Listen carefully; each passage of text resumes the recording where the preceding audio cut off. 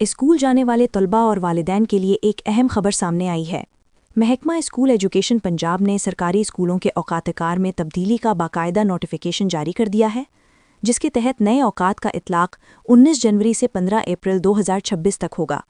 Notification کے مطابق پنجاب بھر میں سنگل شفٹ سرکاری اسکول پیر سے جمعرات تک صبح 10 بجے سے دوپہر 2:15 تک کھلے رہیں گے، جبکہ جمعے کے روز تدریسی اوقات صبح 10 بجے سے دوپہر 12:30 تک ہوں گے۔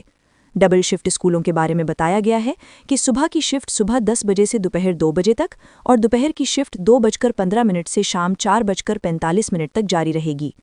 نوٹیفیکیشن میں اساتذہ کے لیے بھی نئی ہدایات جاری کی گئی ہیں، جن کے تحت پیر سے جمعرات تک تدریسی تیاری، پیشہ ورانہ تربیت اور ٹریننگ سیشنز کو اوقات کار کا حصہ بنایا گیا ہے۔ محکمہ تعلیم کے مطابق اساتذہ کی متبادل ہفتوں میں ہفتہ کے روز حاضری بھی لازمی قرار دی گئی ہے، جس کا مقصد تدریسی معیار اور پیشہ ورانہ صلاحیتوں میں بہتری لانا ہے۔